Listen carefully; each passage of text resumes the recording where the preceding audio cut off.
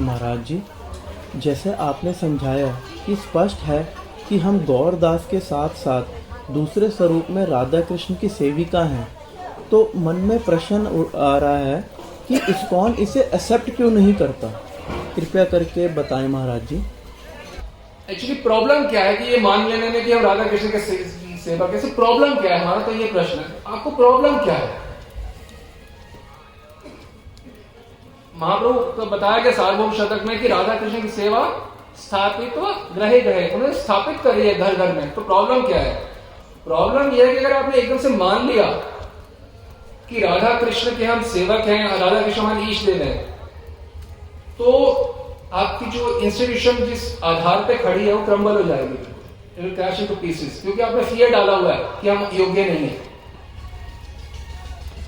Fear डाला है, इस वजह से आपकी इंस्टीट्यूशन स्टैंड कर रही है। आप फियर को हटा दोगे, इंस्टीट्यूशन खत्म हो गई। कैसे, हम बताते हैं।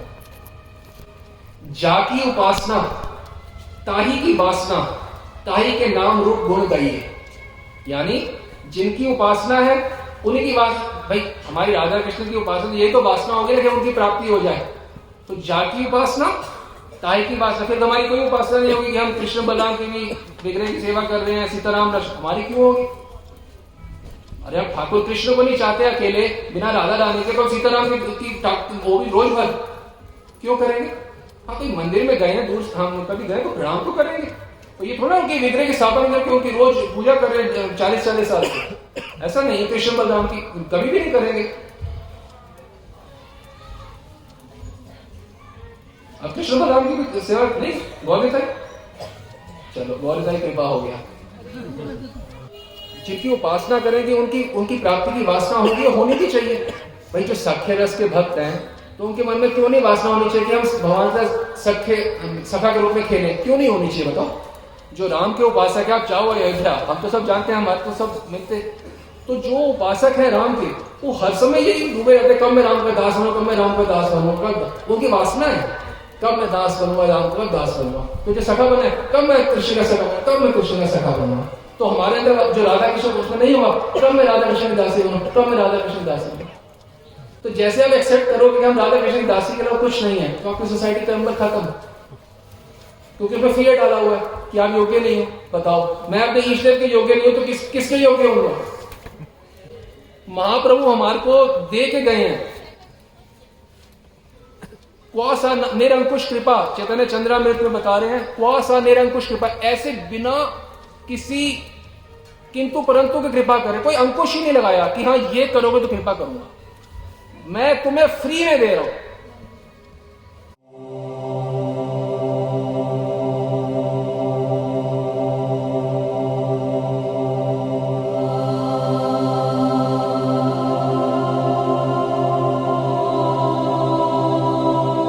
भिखारी है, रोड पे फटे कपड़े पे नंगा है, अच्छा उसको खाना और शाही पनीर, गुलाब जामुन, रसगुल्ले कभी खा सकता है? नहीं। करोड़पति साहब जी हैं, वो साथ में दे रहे हैं सोने की प्लेट, सोने की कटोरी, सोने के चम्मच, उसमें डाल के भी खुद दे रहे हैं, ये लो पनीर, ये लो बिरयानी, ये सब चावल, सब्जी, मीठा, रसगुल्ला, गुलाब जामुन सब डाल के दे रहे हैं। अब कोई समस्या खाने में? तो महाप्रभु बिना पात्र अपात्र विचारम ना करोते, कोई विचार, एक होता है कि क्वालिफाइड नहीं हो, इसका मतलब विचार तो आया होगा ना कि तुम क्वालिफाइड हो, तुम नहीं हो, उनमें विचार ही नहीं आता कि तुम क्वालिफाइड नहीं हो।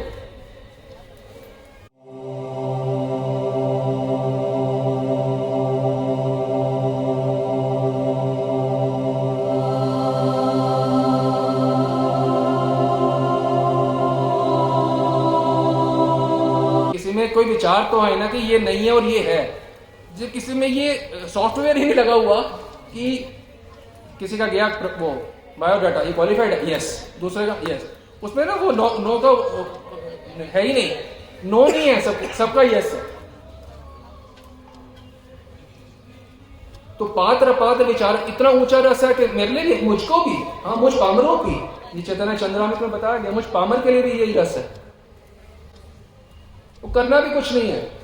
हमारे यहाँ जब से हमने इस्कॉन छोड़ा, कितने लोग हमारे साथ में, हमने तो आए थे किसी को ध्यान करते, किसी का सुना काम वासना हुई हो किसी को, कहाँ क्षीण होते तो कितनों की देखी है, किसी की होती हमने आए तो सुनी भी नहीं है, तो कल्पित फियर डाला गया।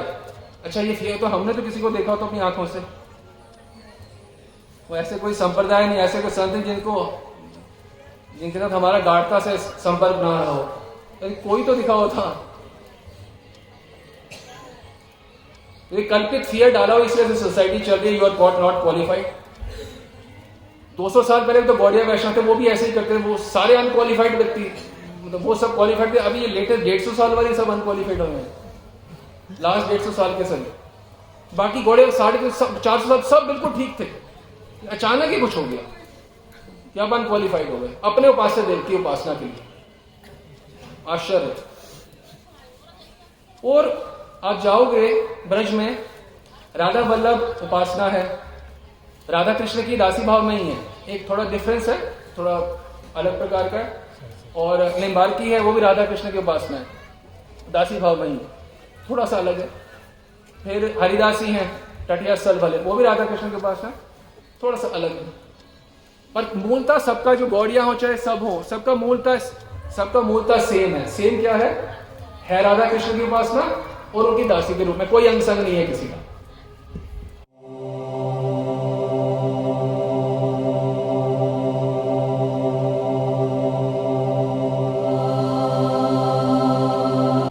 तो प्रश्न है किसी, आपने एक प्रश्न बताया था हमें, हाँ, इनको ईमेल से कोई प्रश्न आया था, बोलो।